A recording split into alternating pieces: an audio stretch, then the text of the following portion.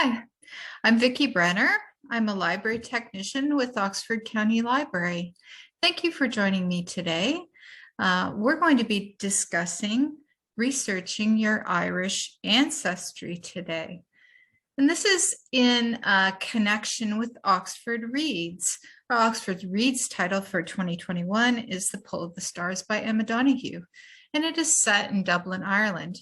So this inspired us to present to you today a way that you can discover your Irish ancestors and make the connection between your Irish homeland.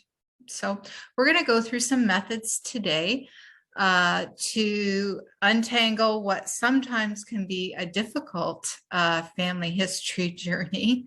So I have a couple of tips for you today to make that process an easier one. So why is Irish family history sometimes more challenging?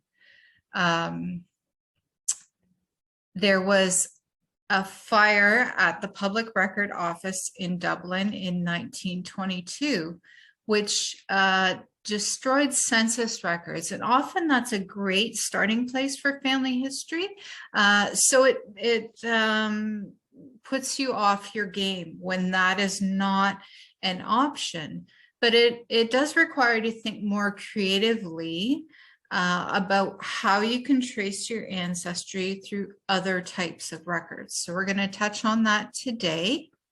And often, as with any immigrant, as Canada is a country that was certainly built on immigrants coming here, and often it was a chain migration. One person from a village would come to the New World and write home about their experiences and the opportunities that they had here.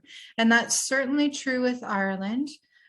So often you would have large groups ending up in a certain place. And because they needed support from each other, they often did end up in a certain place. And our example today is going to be Ingersoll, because that's certainly something that I've worked on over a number of years. So that's something to be aware of. And the potato famine is something many of you know about, and that happened around and before 1850. So that is a challenging time with Irish records. There are certainly different records than what we would have in Canada for that time period. So we're going to look at some of those today that may allow you to find your ancestor in Ireland. And what I would recommend, just because of these challenging scenarios, is to uncover everything you can find out about in Canada about your immigrant that came here, the one that is inspiring you to search in Ireland.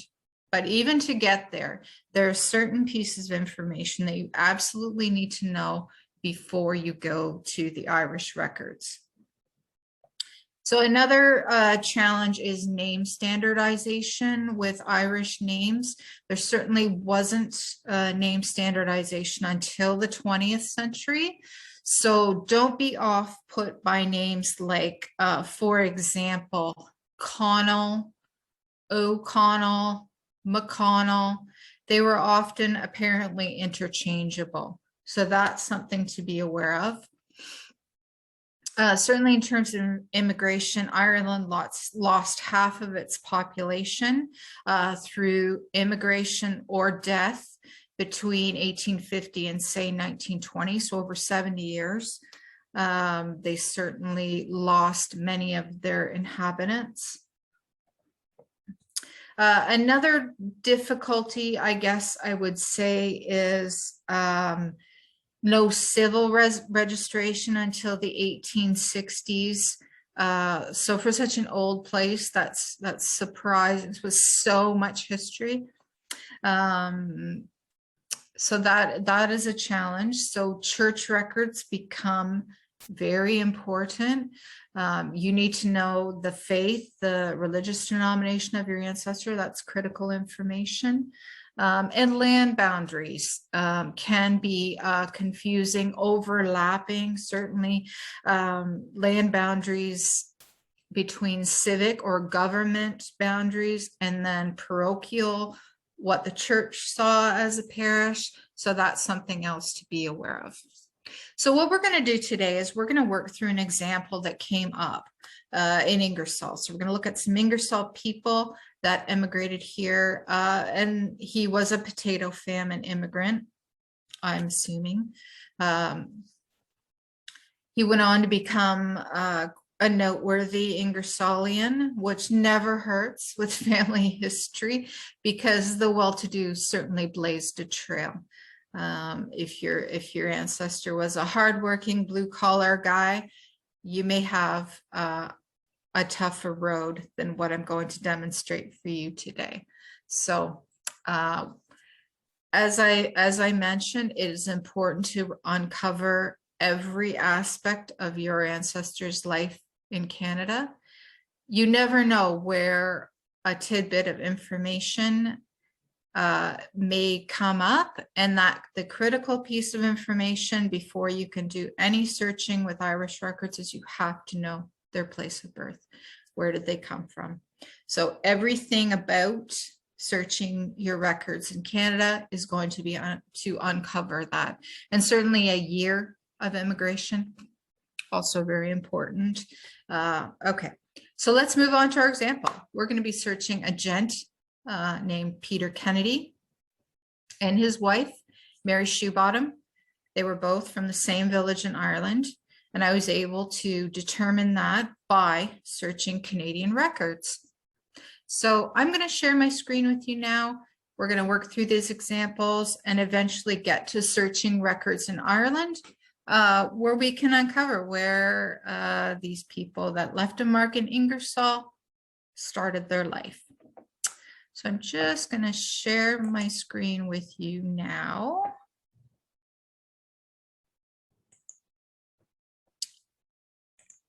Okay.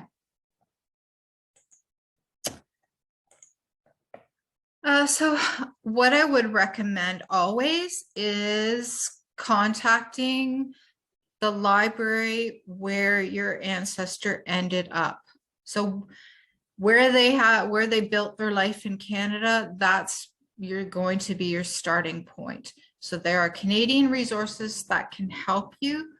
Libraries, local archives, Ontario Archives, Library and Archives Canada. Those are all places to search for your ancestor in Canada. But I would start at the local library. I help people with their family story every day, and we work hard to sort of get our information available to people. And we do that by our library website. So I am at ocl.net, Oxford County Library, and we have a component of our site devoted to local history. And that's where we're going to start today, because we need to explore the story of Peter Kennedy and his wife, Mary Shoebottom. So my initial reaction when I want to look for somebody is to look in the newspaper.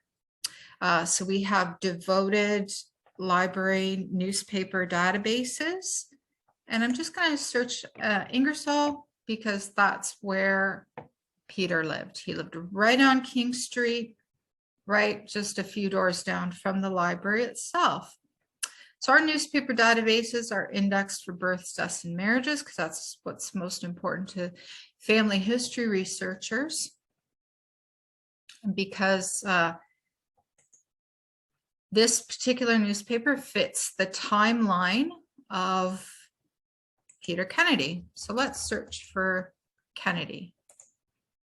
This newspaper database has evolved over 20 years. So initially it was based on transcription and emailing library staff for lookups.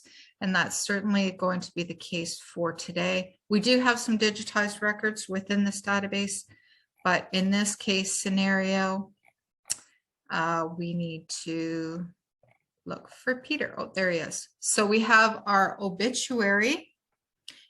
Peter died in 1907.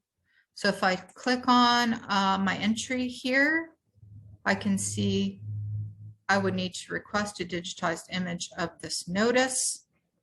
And we'll just look at Peter's lovely obituary here.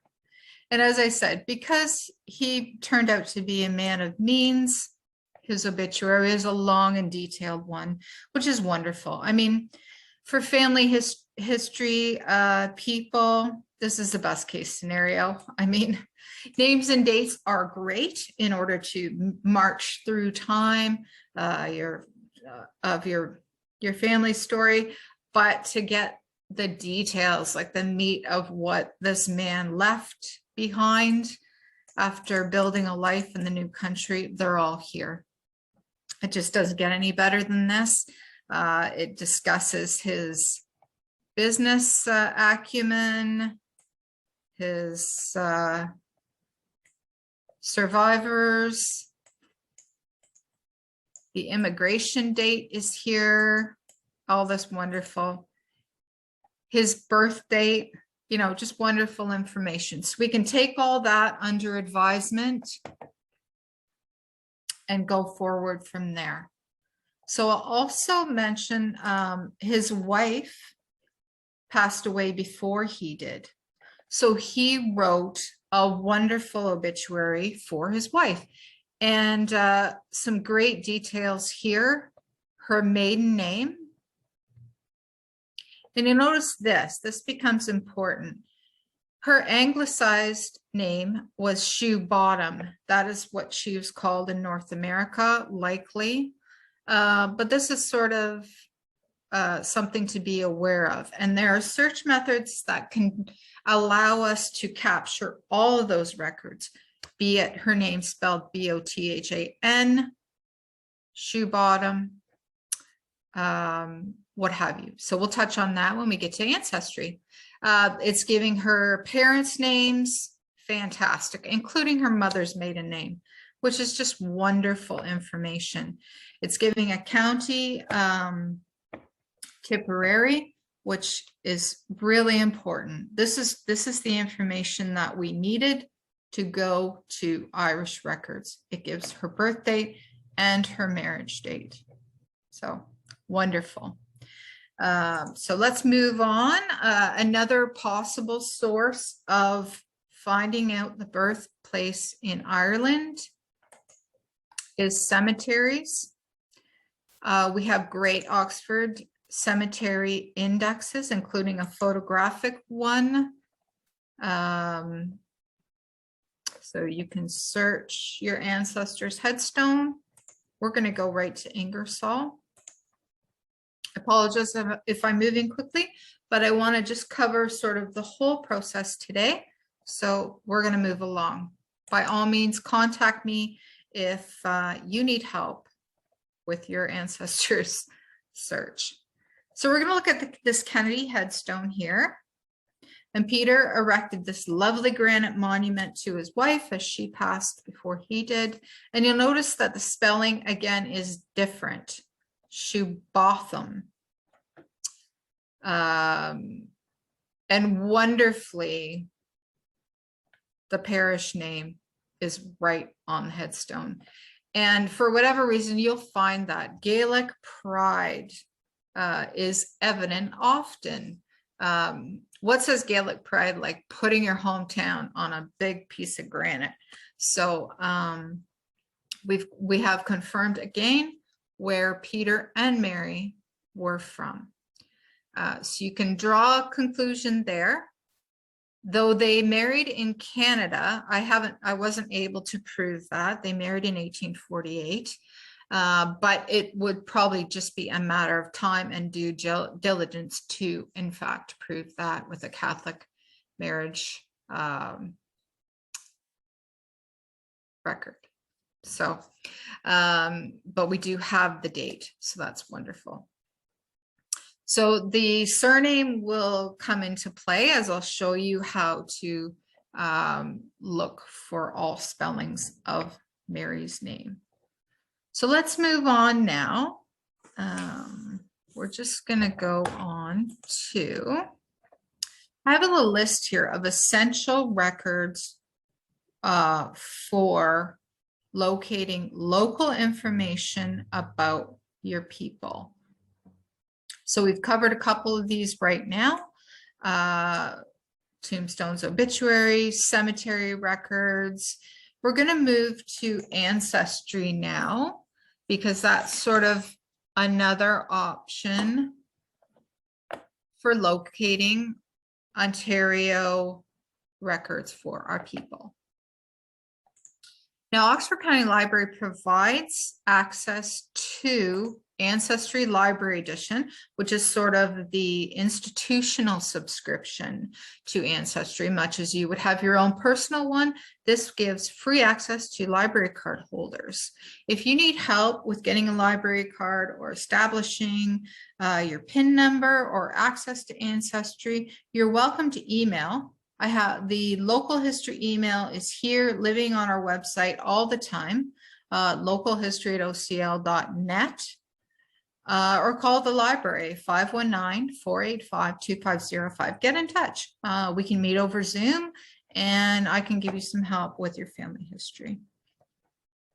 So we're going to go through the process here of logging into Ancestry Library Edition. So let's do that. Get started. So here is where we need to authenticate ourselves as Oxford County Library users. We need the library card and your assigned PIN number. So get in touch if you need help. And one more click here, getting started on Ancestry. So we're ready, we're authenticated and logged in. We're going to search.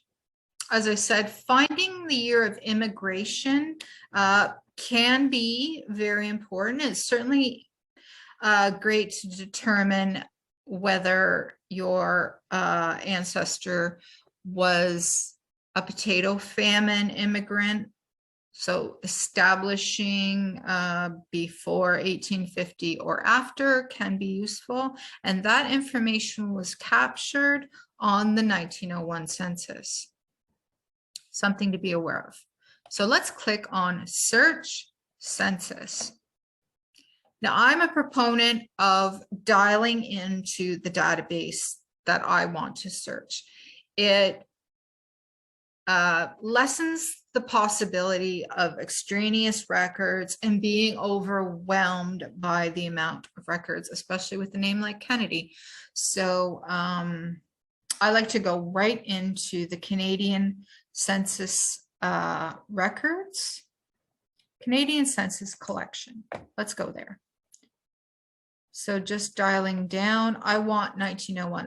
Now I'm only searching 1901 when I click on that. So right away, we've dialed in our searching. So we're going to search for Peter Kennedy. We know he came here as a man of 20 years old in 1847.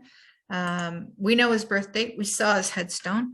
We're going to go 1827. And we're going to click search. So right here we have Peter. He's already living in Ingersoll. Let's view record. We have completely digitized census records here for Canada, which is wonderful. And so just using the mouse wheel, I can dial right in on him. So in 1901, Mary had already passed away, so you won't be seeing her name here. Peter is right here living with his daughter and his granddaughter. So you can see, not well, the records aren't a great situation. He's 73 years old. Born in Ireland, and there's the date that we may need if we couldn't find it anywhere else, 1847. So that's great to know. Just going to go back. Something else great about Ancestry that gives us help is what we call suggested records. They pop up on a sidebar. So you've input some information about your ancestor. Ancestry has correlated, sort of aggregated some, hey, is this your guy? Is this your guy? So it's made those suggestions here, and it's up to you to sort of determine whether it is your guy. So they're easy links to other census, vital stats going forwards and backwards in time. And they're great to sort of investigate all of those. So our next, something else I want to highlight, and we're just going to move to another fantastic resource, and we'll look at Mary Shoebottom. So I'm just going to open a new tab here, and it is Familysearch. I'm just going to move this guy out of my way here. Familysearch.org, which is put together by the Latter-day Saints, and which you may know, they have been doing the family history thing for a very, very long time. What they require from you is to create an account with them. It's free, and it's a very valuable resource. And what I particularly like about Familysearch.org, other than the fact that it's free, is they allow you to create your own online family tree and attach documenting records to it. So I'm just going to show you mine briefly. It's a great option. Let me just log in here.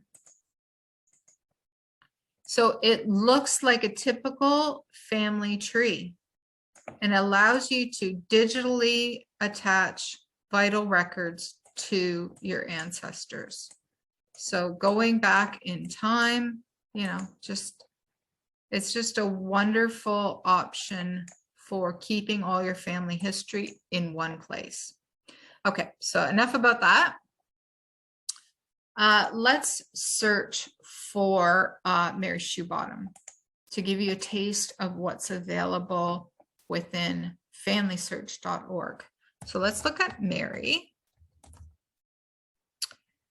This is an example of how we can do truncation searching. By putting an asterisk after, you actually only need 3 letters to do it. But this is going to search everything such as her last name being spelled several different ways in Gaelic, and then the anglicized version, Shoebottom. So her place of birth was Tipperary. We established that. Her birth year, we know that from her headstone, 1830. So let's see what we get here. And what I'm searching here is other people's family trees and how they have perhaps connected Mary Shoebottoms. Can we find the right one though? So we see not right, not right. There is Mary, born in Ireland, died in Ingersoll. Let's see what this researcher has to say. And this is an example of what I'm correlating. I'm trying to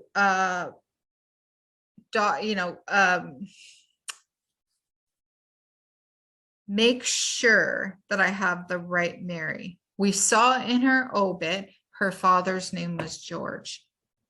What does this researcher put together? So same information. So they've done some work as well. And this is an example of what's great about Familysearch.org. It's very visual. Like we have family groups together. We have, here's Mary's father, George.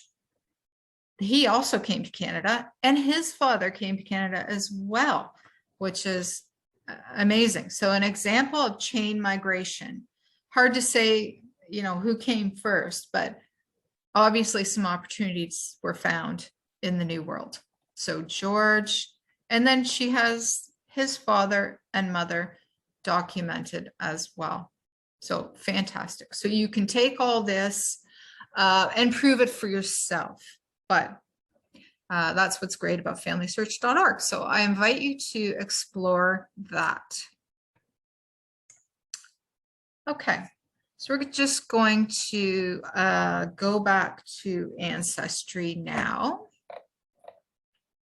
And I think based on our information gathering that we're ready to look at Irish records now. So we're just going to go back to search.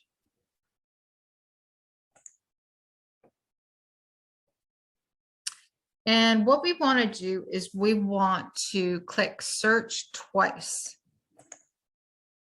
And what this is going to do is it's going to allow us to dial into only records in Ireland, which, as I mentioned before, it's something I am quite a big fan of. I want to limit what I want to be in control of what I'm getting. So we're going to click on Europe here. And then we're going to click on Ireland. See more about Ireland. I want a complete database list of what my options are for finding Peter Kennedy in Ireland. Now we've gone all the distance in Canada. You could certainly do much more than what I've shown you today. Get all the vital stats, births, deaths, and marriage, Ontario registrations for everyone in the family. But we were able to capture our critical pieces of information, our name standardizations for Peter and Mary, where they were born. We know Tipperary, we know Neenah, Parish, and we know the date as well. We know they were potato famine immigrants. Now we're looking at Ireland. We're looking at all of our database options. We know that both of them were of Catholic faith, so that is a big tip as well. If your ancestor came later, after the potato famine, there are census records for that. So there is 1901 and 1911. They survived the fire. So that's an option for you if your people came later. So right here, I see something that could be very valuable to me. Catholic parish records, and that's a massive time span there, right? 1655 to 1915. So we are going to search that for sure. So let's try and find Peter here. We know his birth date. We know we really want to put Tipperary in there.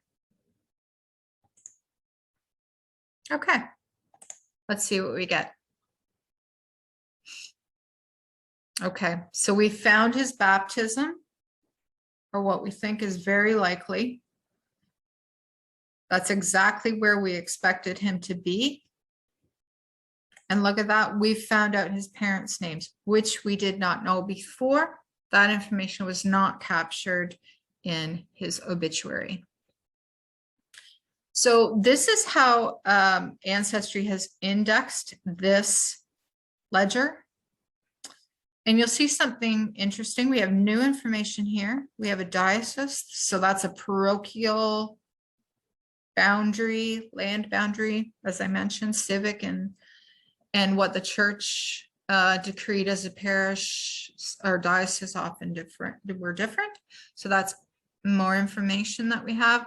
The mother, you'll see, is indexed as Cruz. I disagree with this, and I think you will too once you see the ledger itself. So that's something to be aware of. There's an error here. So if you'd like to go further down that matrilineal road, that is something to be aware of within Ancestry. So let's look at this right now. And we're going to zoom into this. Where is he? There. Okay. So the quality is pretty good in terms of clarity. So this line is what we're concerned with here. Top line is the child's name and the parents' names. The bottom line are the godparents. Very important in the Catholic faith. And these people were often related. As you'll see, they were, I'm assuming, their brother and sister. So what we're looking at here is Peter. There's the child's name. Perhaps his name is Peter L. I don't know. But there's his father's name. Matthew Kennedy and Ellen Crow is how I read that. I don't see Cruz there at all. So yeah, to be proven, I haven't done that work yet. Bottom line, as I said, Peter Kennedy and Margaret Crow. I haven't done the work here either, but I'm assuming Peter is Matthew's brother and Margaret is Ellen's sister. Again, more information. As I said, I'm presenting a best case scenario to you here with great information.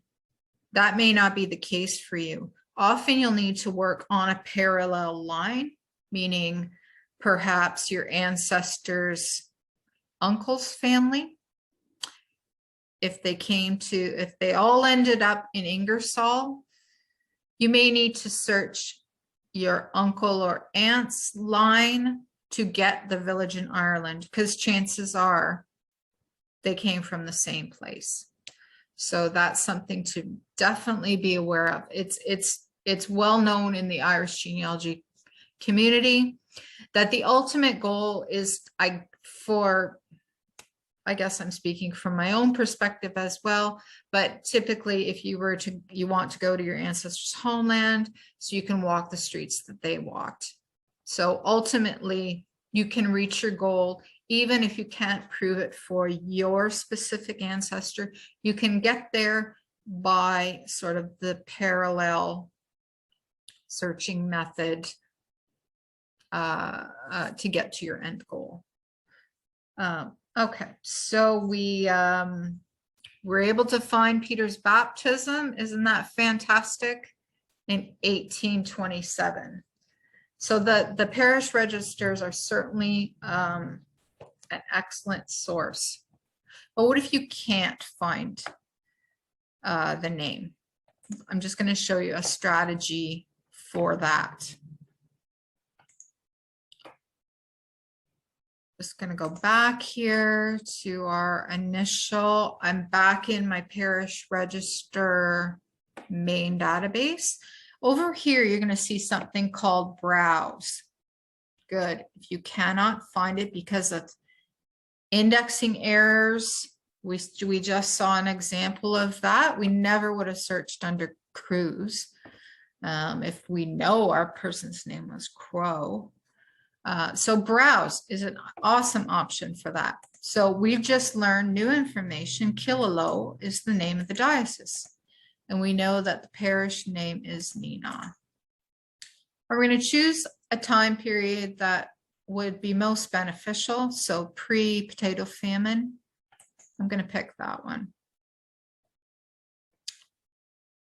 So it's just like paging through a book here. So that's exactly what you're going to do. These side scrolling arrows will allow you to do exactly that. Page through a parish register from 18 something.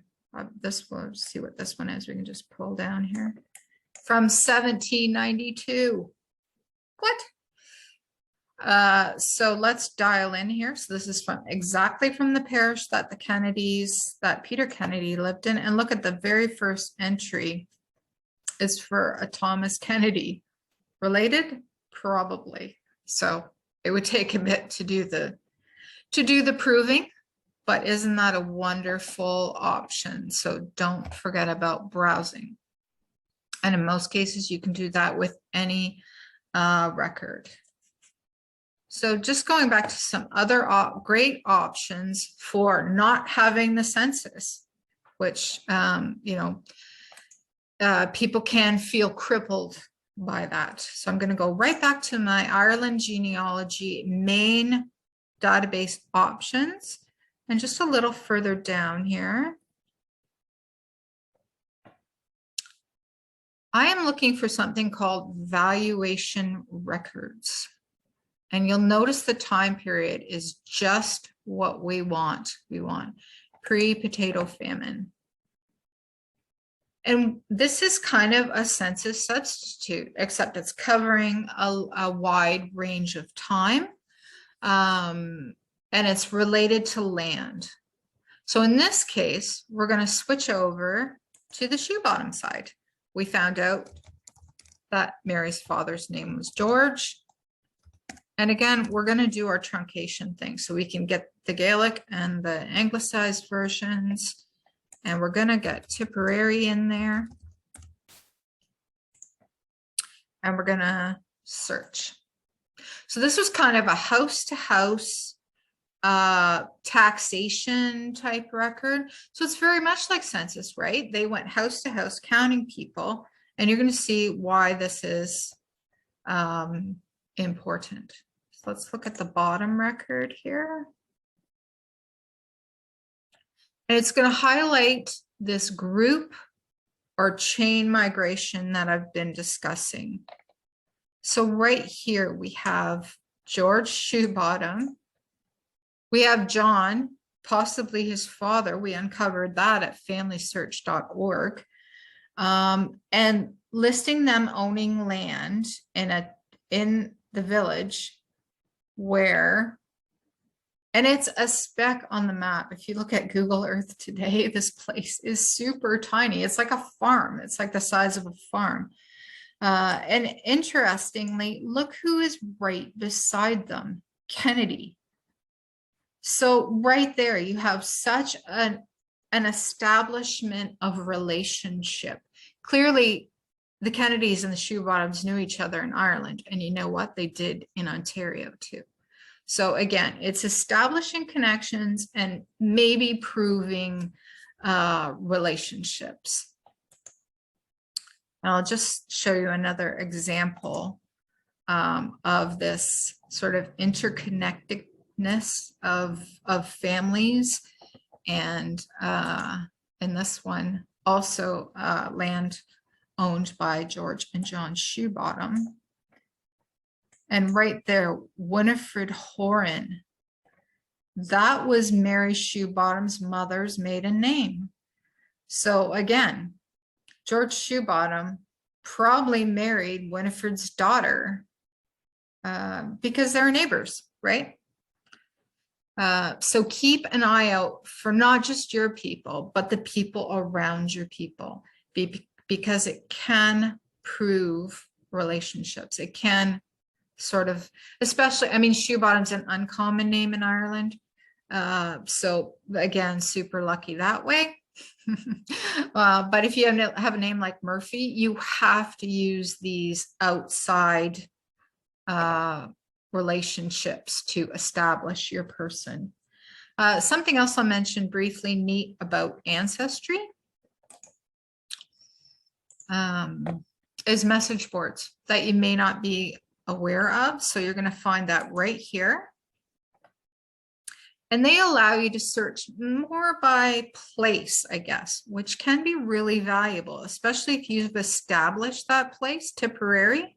So I'm dialing right in here to Ireland, because there may be other people looking for precisely your people. So we're in the Tipperary message board right now, and be sure you click Tipperary.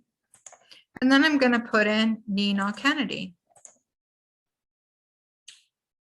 And what we see here is tons of other people looking for Kennedys in Nina Parish.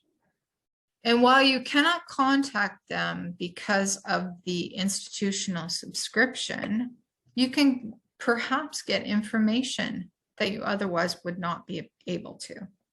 So something, message boards, great information. And then I just want to mention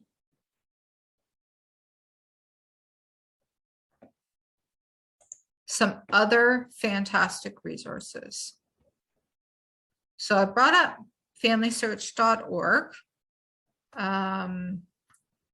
as well as Archives of Ireland has a great family history component. As I've said, go to the library. So that's an option for records. Something put together by Tourism. They have an Irish genealogy, completely searchable. They've divided into church records and civil records, so that's an option, all free. National Library of Ireland, mapping Irish surnames. This is fun too. If you're really struggling with finding your people, this is a fun project. So they've overlaid where surnames are most prevalent in counties in Ireland. So we have a map of Ireland here. Let's put in Kennedy. Even though I would consider it to be a fairly common name, watch what happens. Look at incidents in Tipperary is huge. And so you can actually dial in Tipperary and look where Kennedy is. It's exactly where Nenagh Parish is in southern Tipperary. So even if you use that as a starting point after you've done your Canadian research, you know, that's a really fun exercise. And just sort of historically, the Irish Heritage Centers were always a go-to, especially if you actually went to Ireland to do family history. But they offer online resources and help now as well. So I've included a list here of places in Ireland and their contact information if you want to reach out to them. There's certainly local experts, which I'm a big proponent of. So this is available for you. I will include this on the YouTube page, and you can take advantage of these resources. So that's going to wrap up my presentation for today. I'm just going to stop sharing my screen right now. So that's just a taste of how you can work on your Irish family history. And as I said, please feel free to reach out for help if I may. You can call the library, as I said, or email localhistory@ocl.net. So I hope this inspires you to continue with your family history search and reach out if you need help. I invite you again to read our Oxford Reads pick for 2021, The Pull of the Stars by Emma Donoghue, set in Dublin, Ireland, which might inspire you to take a family history journey. Thanks for joining me today.